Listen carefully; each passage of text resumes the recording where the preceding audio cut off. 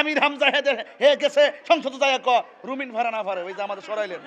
আজকে ডেইলি স্টারে খবর প্রকাশিত হয়েছে এই সংসদে উপস্থিত আমি এবং আমার আরো দুজন নারী সহকর্মীর বিরুদ্ধে এই সংসদে উপস্থিত আরেকজন সংসদ সদস্য যে কদাকার কুৎসিত ভাষায় মানে ওয়াজ মাহফিল করেছে, যে কুৎসিত ভাষায় তারা বক্তব্য দিয়েছে।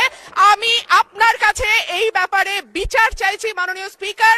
আপনি বিষয়টি সংসদে দৃষ্টি আকর্ষণ করছি, আপনি বিষয়টিকে দেখবেন। ধন্যবাদ। সে বলতেছে দুই মহিলা আমার দুই পাশে বইছে একবারে বুড়ি অত, এইটা কি ভাষা?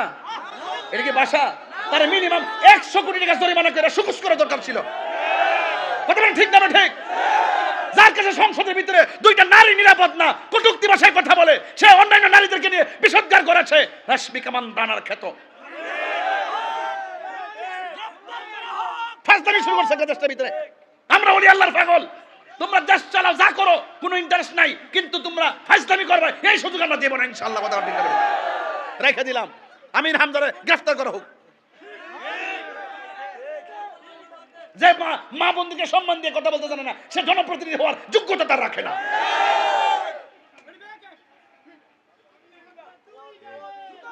না রাখ রাখ রাখ রাখ, সেতিস না, সেতিস না।